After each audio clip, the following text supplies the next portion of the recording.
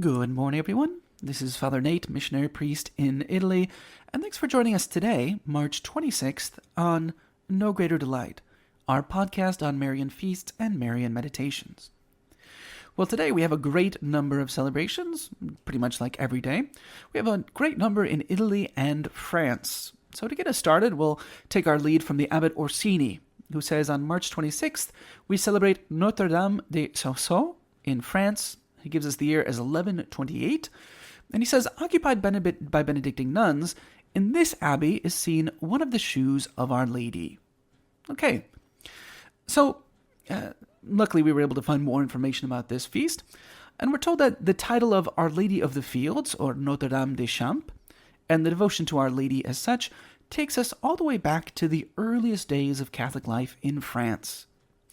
Our Lady des Champs at Paris was in ancient times dedicated to Ceres. So Saint Denis, to whom we owe a great deal of our traditional devotion to Mary, at least in France, was the first bishop of Paris. So he didn't take well to having a big pagan temple there. So according to tradition, he drove the demons from the temple of Ceres, who was that pagan goddess of agriculture, and placed therein an image of Our Lady, modeled on St. Luke's famous painting. So from that point on, the temple was dedicated to the Blessed Virgin, whom Parisians have honored for centuries under the title of Our Lady of the Fields. Now, it's said that if you go to Paris even today, you can still see a small picture of the Blessed Virgin. It's no bigger than a square foot. It's an image that was made after the one that St. Denis had brought to France. Again, we're told that this house originally was a Benedictine priory, so in that the Abbot Orsini is correct. But however, it was later occupied by the Carmelites, who came there in 604. That particular Carmelite monastery was the very first one that they had in France, and at some point, the first Mother Superior was Anne of Jesus, the companion of Saint Teresa of Jesus. She was the first superior there, right? Here it says that the Carmelites were received there in the year 604, but that would be really impossible. I think they mean 1604. So then we'll jump down to Portugal, where they celebrate Nossa Senhora de Conceição, Angra do Heroísmo, Terceira Azores in Portugal. Right? So around 1470, one of the first Portuguese settlers, and Álvaro Martins Homem, built a chapel dedicated to the Immaculate Conception on Terceira Island in the Azores. On March 26, 1553, it was made the parish church.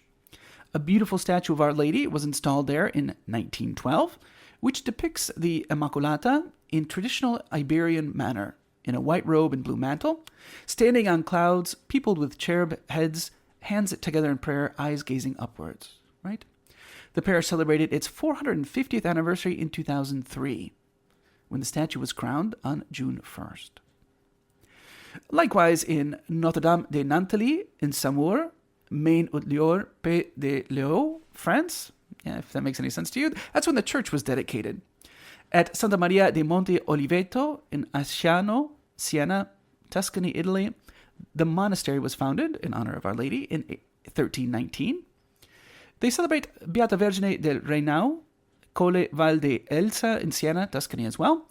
The Virgin, an image of Our Lady in fresco, was seen to move her eyes and change expression in 1560.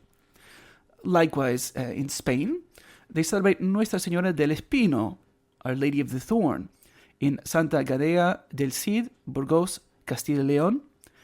There, apparitions began on this day in 1399. Now, lastly, we go back to Italy, where they celebrate Madonna del Piano, which was an apparition in Biazzone in Sondrio. So this took place in 1675, today, March 26th. So the shrine is located in Valtellina. You can get to it either by train, bus, or even in car, and it's open on feast days for Mass. Now, like we said, this site probably has its origins dating back to the medieval times, right? Just as a place of popular devotion. But it really became a sanctuary, a shrine, after Our Lady appeared on March 26, 1675, to a man who lived in the area.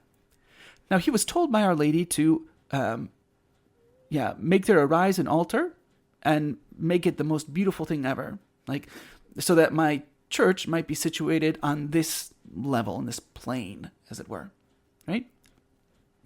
Of course, it took a long time for the shrine to get built, but it was finally completed, towards, in the 1800s.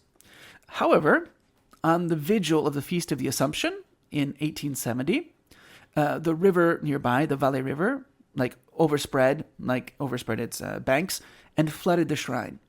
So, everything was filled with mud, and even, rocks and even trees ended up outside and within the church, right?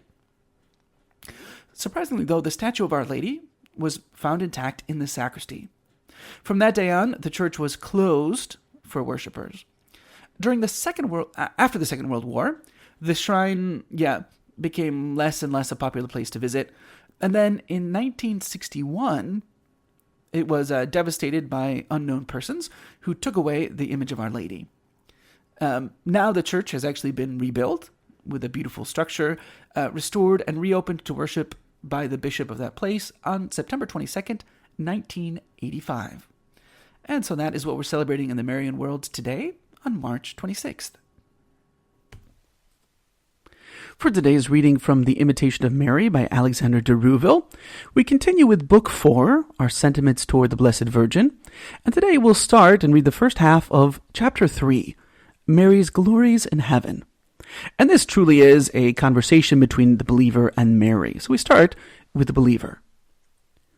Holy Virgin and Queen, you reign in heaven over the patriarchs, whose fidelity you surpassed, over the prophets and apostles, whose constancy you left far behind you, over the virgins whose purity cannot be compared with yours, over all the saints whom you outdid in humility, over all the angels whose obedience was less than yours, and over all the seraphim, than whom you are far greater in love. I venerate and admire you as you sit upon your throne of light, where you are the refuge of sinners, because your power with God is so great. You are the support of the just, the hope of the afflicted, the comfort of nations. I bless the Lord for having exalted you to such high glory, and having decreed that even your body should share in it before the day of the general resurrection. It was only right that a body so pure that God should deign to become a man in it should not be touched by the corruption of the grave. But who can rightly conceive of this glory? If eye is not seen, ear has not heard, nor has it so much as dawned on man what God has prepared for those who love him, that's 1 Corinthians 2:9, how can we understand what he has prepared for you, who have loved him more than all the saints together? The glory you now enjoy is proportioned not only to your high dignity, but also to your great merits as well.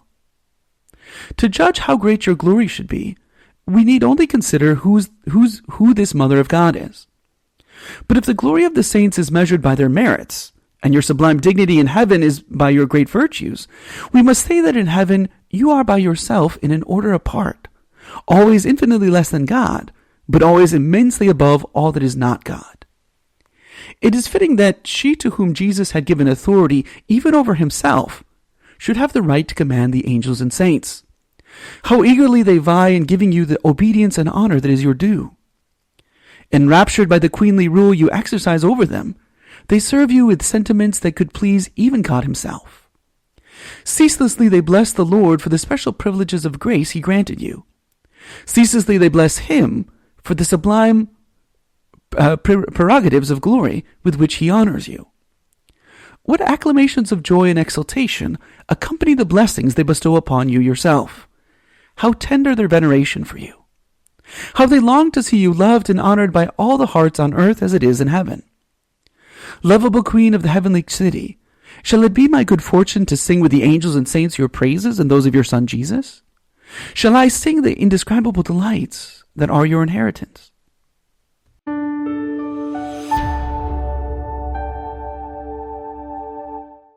Thank you for listening, and we hope you enjoyed our Marian podcast. As St. John Paul II teaches us, from Mary we learn to love Christ, her Son, the Son of God. Through her intercession, may we grow ever closer to him. We encourage you to share this with a loved one or friend and help spread our devotion to Mary. Thank you, and God bless.